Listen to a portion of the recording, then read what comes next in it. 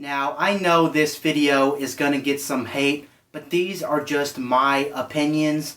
Now, I'm going to be talking about why I don't collect gaming memorabilia and why I don't collect video games. One of the reasons is because all that stuff is going to take up space, whether it's your bedroom, your living room, the basement, your closet, and those spaces could be used for living area or other things. So that's one reason I don't buy that stuff or collect it. Now, if you're watching some of my videos like my Vita collection or my 3DS collection, I actually don't pay for those collections.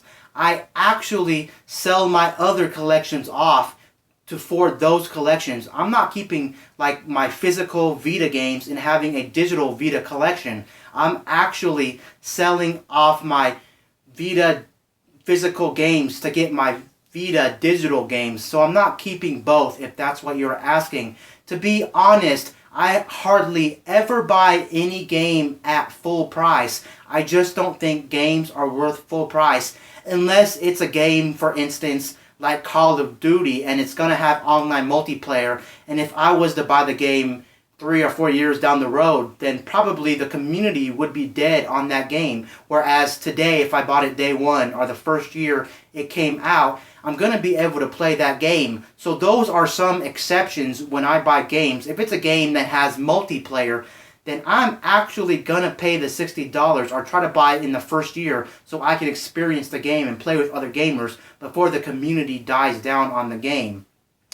Another thing is, in a typical year, I hardly buy any games that I pay for. I'm only paying for like 2 or 3 at the most when I'm buying my actual video games for the year. It may look like I buy a lot, but I really don't buy a lot of video games. It's only 2 or 3. If you know me, I actually don't buy a lot of video games because I'm actually replaying and replaying and replaying and replaying my old video games. I hardly ever get bored of video games to where I need to buy a new one, unless, like I said, it's a multiplayer game that has to be played in a year, in 2 years, or 3 years that it's come out, and it will get old and the community will die out. That is an exception. But other than that, I won't buy a game. For instance, Grand Theft Auto 5, I didn't buy right away. I waited until it became $20, $30, somewhere around there, to where the game was pretty decent, to where I can pick it up, because I didn't want to pay full price for the game, because I already have other games I can play at the moment. So that's why I don't collect video games.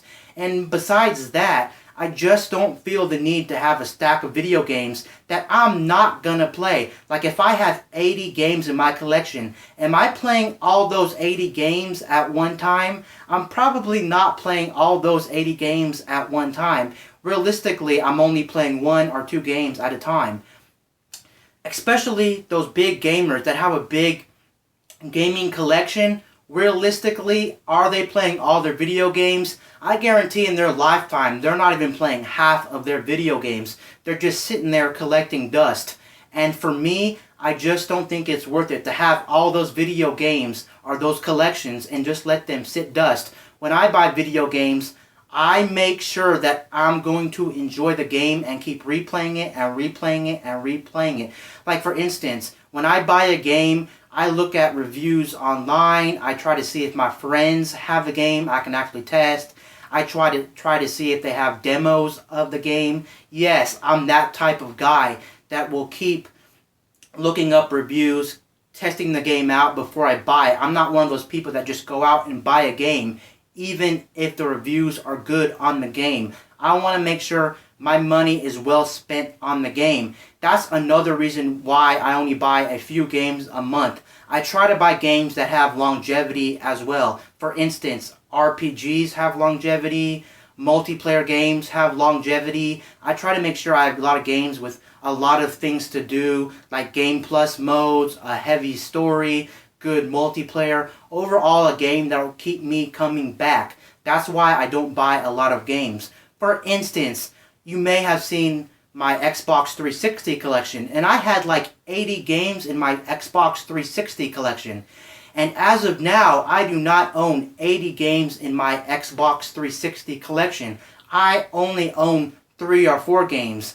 I would rather only own 3 or 4 games in my collection that I know I'm going to keep replaying and replaying and replaying. I just don't like things sitting and collecting dust.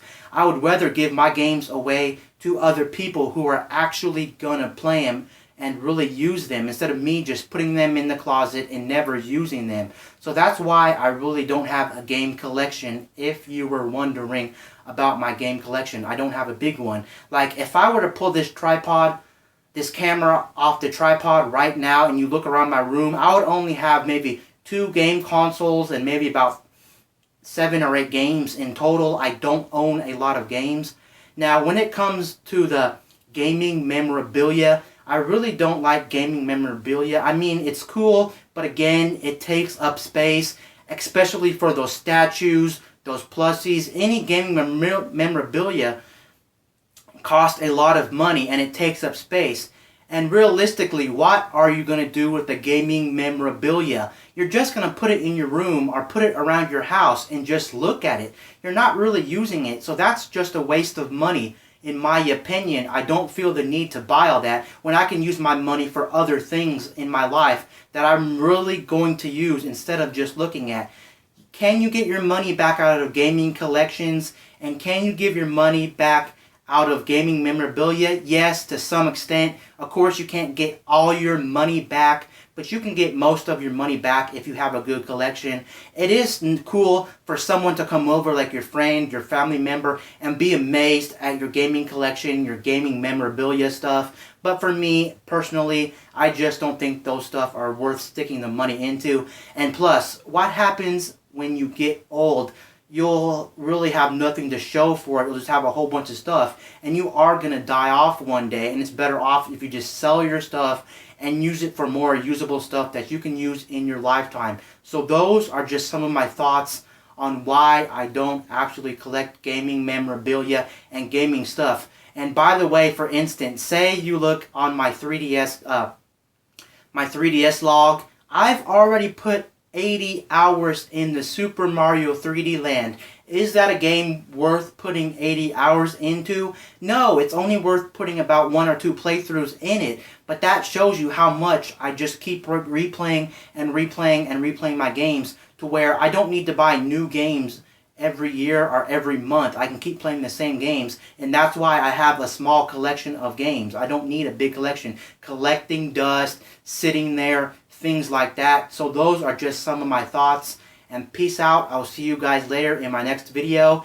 And please don't forget to follow me on Twitter, where you will see the latest updates of when a new YouTube video is being uploaded, when there's going to be delays on my YouTube channel, things going on in my life. So if you want to head over to my Twitter and follow me, I would really appreciate it if you did.